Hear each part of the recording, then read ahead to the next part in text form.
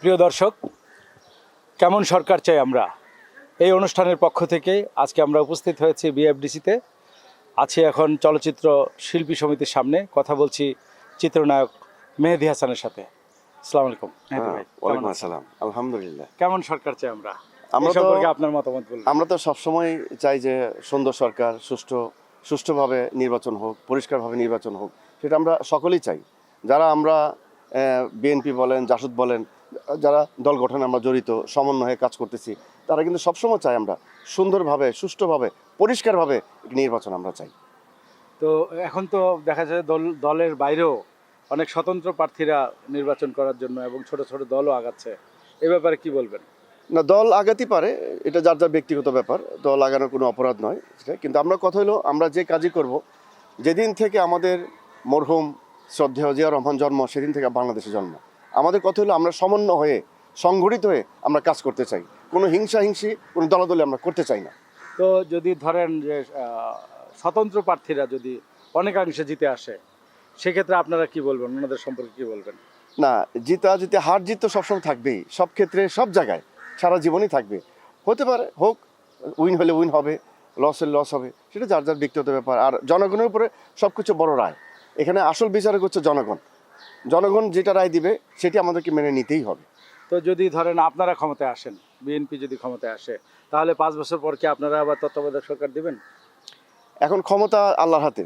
আমরা আসার পর তারপরে বাকিটা আমাদের সিদ্ধান্ত নিতে হবে। সংবিধানে তো এটা নেই, আবার কি সংবিধান পাশ করাবেন আপনারা? না, সংবিধান যেটা আলোচনার মাধ্যমে আমরা সবকিছু হবে, যেটা পাশ করলে পাশ করে আলোচনার মাধ্যমে। জোর দাবি ছিল যে তত্ত্বাবধায়ক সরকার বা আপনারা চেয়েছেন, তো সেক্ষেত্রে তো হয় নাই, গত সরকারের আমলে হয় নাই। তো এখন একটা তত্ত্বাবধায়ক সরকার আছে, তো ভবিষ্যতে তো এই জিনিসটার আবার শূন্যতা হতে পারে, সে ব্যাপারে কি বলবেন? এখন আমরা চাই খুব অচিরে, খুব দ্রুত নির্বাচন হোক, নির্বাচনের ডেট দেওয়া দেখ, আমরা এটা আমরা চাই।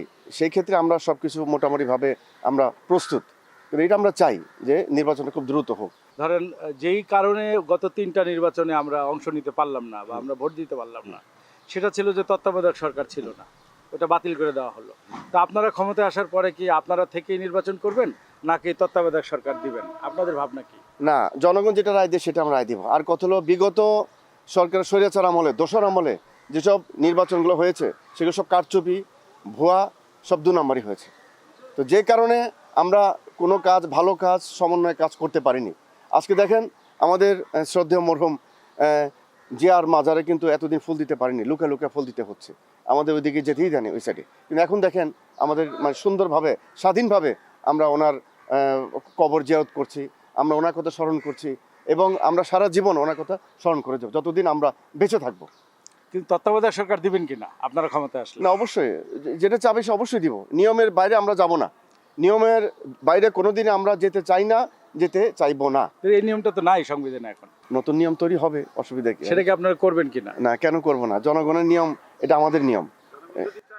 প্রিয় দর্শক, আমরা চাই যে পরবর্তী 5 বছরে যারাই ক্ষমতায় আসুক, যেন আবারও তত্ত্বাবধায়ক সরকারের বিল পাস হয় এবং তত্ত্বাবধায়ক সরকারের মাধ্যমে পরবর্তী নির্বাচন হয়, যেন আর কোনো এমন দিন না আসে যখন আমরা আবারও ভোট দিতে পারবো না, সকালে ভোট বিকালে ভোট রাতে দেব, এমন ঘটনার জন্য আর না ঘটে। ধন্যবাদ আপনাদেরকে, ধন্যবাদ আপনাকে। ধন্যবাদ। কেমন সরকার চাই।